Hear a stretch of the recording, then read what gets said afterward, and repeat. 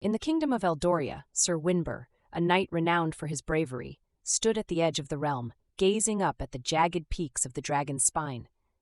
It was here, in the treacherous heights, that the cunning dragon FrostFang awaited, guardian of a magical relic said to possess the power to save the ailing queen. With his heart pounding, Wynbr tightened his grip on the hilt of his sword. His queen, the beloved Lyra, had been struck down by a mysterious illness. Desperation had driven him to this perilous quest, for the relic, a crystalline tear from the heart of the world, was the only hope for her recovery. To retrieve it, Wynbr would need to strike a bargain with FrostFang. The path into the mountains was steep and treacherous. As Wynbr ascended, doubt crept into his mind, but he pushed it aside, driven by the image of Lyra's frail form. Hours passed, and Wynbr reached a narrow ledge overlooking a deep valley where he spotted FrostFang's lair. As Wynbr stepped inside the cave, the temperature plummeted, enveloping him in a chilling silence.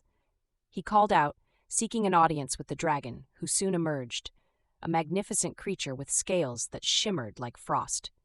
"What is it that you seek, mortal?" FrostFang rumbled. "I seek the relic, the crystalline tear from the heart of the world," Wynbr replied. "My queen lies dying." FrostFang's laughter echoed around the cavern. "You think to bargain with a dragon? What could you possibly offer that would entice me?" Wynbr offered his service for 1 year in return for the relic. FrostFang accepted, but warned that failure would not be tolerated. Wynbr stepped deeper into the lair, approached the tear, and felt its energy. As he grasped it, a flash of light enveloped him. Suddenly, he found himself at the cave entrance, holding the tear tightly. He rushed back to Eldoria, where he pressed the tear to Lyra's lips, and as magic flowed into her, life returned to her gaze. Yet the weight of FrostFang's bargain loomed over him. A year of service awaited. Wynbr served in secret, performing tasks that tested his loyalty. As the year drew to a close, FrostFang's requests became increasingly impossible, revealing the dragon's true nature. Wynbr devised a plan to confront FrostFang. On the eve of their final meeting, he returned to the dragon's spine. "FrostFang, our bargain is at an end," he called out. "Have you come to plead for your freedom?" the dragon asked, amused. "I will not plead, but I will make a new bargain. If I can outwit you, I will earn my freedom." Intrigued, FrostFang agreed to a game of wits.